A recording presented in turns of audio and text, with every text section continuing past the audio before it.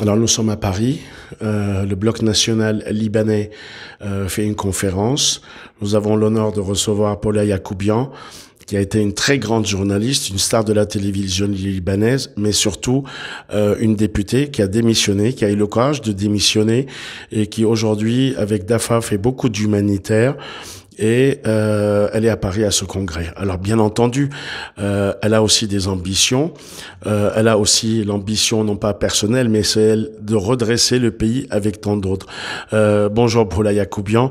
On va faire très court en français, même si bien sûr vous êtes libanaise, anglophone, et puis d'origine arménienne. Ne vous inquiétez pas. Donc, vous avez prévu peut-être dans les mois qui viennent une conférence en France. J'espère que les médias français seront très nombreux, car vous le méritez bien. Alors, dites-moi où en est aujourd'hui le Liban, d'après votre point de vue. Le Liban aujourd'hui est sur ses genoux, si ça se dit. Tout le monde sait que les conditions sont très très difficiles. Toi, tu viens de parler des infirmières, Léo, qui quittent le Liban. Il y a un brain drain sur tous les plans. C'est un exode vraiment du jamais vu, même durant la guerre civile. Depuis 100 ans, je pense qu'aujourd'hui, c'est la crise la plus grave au Liban. Et je vois pourquoi tu pleures, et je comprends ton chagrin. Et je t'ai entendu parler du cèdre du Liban, et tu as pleuré aussi. Oui, parce que la maire de Paris, Anne Hidalgo, veut raser ce cèdre du Liban planté par Jacques Chirac et Rafik El Hariri juste pour une question d'argent. Et c'est insupportable. Et les Libanais, je ne les vois pas se mobiliser. C'est les Français qui sont en train de se mobiliser pour sauver l'emblème national libanais. Ouais. I feel ashamed. Parce que je ne savais pas. Franchement, je ne savais pas. J'ai pas entendu parler de ce cèdre. Et j'aimerais être à tes côtés si je peux faire quoi que ce soit pour garder ce symbole, notre symbole national, à Paris. On y était cet après-midi. Oui, oui. Et des gens vont s'enchaîner à ce cèdre avec des chaînes et des cadenas. Ils vont se mettre nus s'il le faut. Il y a des grèves de la faim, il y aura des tentes, il y aura un sitting. Mais il est hors de question que pour une question d'argent, ce cèdre du Liban qui représente l'âme du Liban sur l'île Saint-Louis soit rasé, d'autant plus qu'il a été inauguré en 93 au mois d'octobre par Jacques Chirac et Rafik El Hariri qui était Premier ministre libanais assassiné depuis, Jacques Chirac qui était maire de Paris. Alors revenons aux élections. De faire tout ce qui est possible pour conserver ce cèdre à Paris. À travers les médias libanais, je crois que vous avez des contacts là-bas. Sûrement. Et LBC, le patron de LBC, Pierre Dahr, il est à Paris. Je vais lui parler tout de suite. Pierrot, je l'ai connu en 86 au Liban. Et puis, il n'y a pas que la LBC, alors il y a le jour que j'ai eu aujourd'hui. Et tous les médias français vont s'emparer de l'affaire. Alors, on va faire juste un dernier point. Élections législatives au Liban, est-ce qu'elles sont maintenues à l'heure d'aujourd'hui? Oui. Est-ce qu'on craint des fraudes?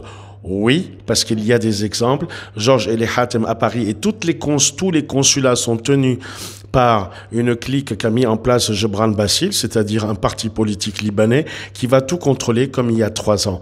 Est-ce que vous redoutez les fraudes massives? Parce que moi, j'en ai les preuves et les éléments. Sûrement, je redoute, Léo, et vous avez raison d'avoir des soucis. Mais ce que je veux dire, c'est si les gens votent massivement... À condition qu'ils puissent s'inscrire sur les listes électorales, et beaucoup n'ont pas pu. Ils ont été rejetés au consulat à Paris et ailleurs. Toutes les ambassades, tous les consulats, on a même des diplomates qui ont l'immunité diplomatique et qui ont commis des crimes contre l'humanité, comme Donaterek, aujourd'hui, qui est ambassadeur du Liban en Grèce, qui a réduit en esclavage des gens à Paris. Mais comment se fait-il qu'on a des diplomates, des criminels qui ont l'immunité diplomatique? Est-ce qu'il n'y a pas un paradoxe? Franchement, Léo, je ne sais pas, parce que je ne connais pas la dame dont vous parlez, mais ce que je veux vous dire, si les Libanais votent massivement pour le changement, ce sera vraiment difficile de truquer les élections. Donc, c'est très important de voter. Ces élections-là sont notre dernière chance pour commencer à changer les choses. Donc, nous, on est aussi maîtres de notre destin et il faut travailler en sorte.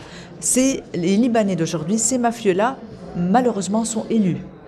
Alors si, encore une fois, ils sont réélus, c'est ça. Oui, mais c'est ça les gens ont touché de l'argent pour voter pour eux, donc en espérant que cette fois-ci, ça ne va pas fonctionner pareil. Vous allez vous présenter aux élections législatives sous quelle étiquette? Sûrement, on va être 128 candidats. Quelle étiquette? Dans un... Indépendante? Nous sommes des partis politiques. Moi, non, je suis avec Tahalouf Watani. On va être aussi avec d'autres partis politiques qui ne sont pas des partis traditionnels, c'est des partis qui n'ont jamais été au pouvoir. Et on va ensemble essayer de changer les choses, de commencer ce mouvement destructeur pour les partis politiques et pour les mafieux. Sûrement pas pour le Liban. Le Liban est déjà malheureusement détruit, en faillite, en ruine, et il faut vraiment recommencer avec les paliers, de zéro. Ensuite, on aura des élections présidentielles, un nouveau gouvernement, peut-être. Est-ce qu'on peut espérer vous voir, peut-être, pourquoi pas, servir le Liban comme ministre des droits de la femme, ministre de la jeunesse et des sports, peut-être ministre de la justice, un domaine très corrompu au Liban. Quelles sont vos spécialités? Déjà, dès que j'ai été élue, on m'a demandé si je voulais être ministre, et j'ai très bien dit qu'avec ces mafieux, je ne veux pas être ministre, et je continuerai à répéter la même chose. Nous sommes une opposition qui n'accepte pas de prendre ou d'être dans le pouvoir exécutif sans vraiment pouvoir faire quelque chose aux Libanais. On ne veut pas de hassas. On ne veut pas de... C'est quoi hassas? D'accord, c'est bon. Donc, ce qu'on veut faire, c'est essayer vraiment de... We will try to deliver this time. Essayer de sauver le système et le pays. On veut vraiment, quand on promet quelque chose, on doit faire tenir son engagement. Tout notre possible pour tenir son engagement. Sinon, comme j'ai fait dans les élections, dans le Parlement, on va démissionner, on va quitter. On ne va pas quitter la scène avant d'essayer de tout faire pour redresser les choses dans notre pays. Alors, pour faire plaisir à 1 million de Français qui vous suivent, malheureusement là, on rentre dans le communautarisme. Vous ne parlez pas l'arménien, vous vous appelez Yakoubian. Votre sœur le maîtrise bien, je l'ai rencontré. Amen Palgahaskana.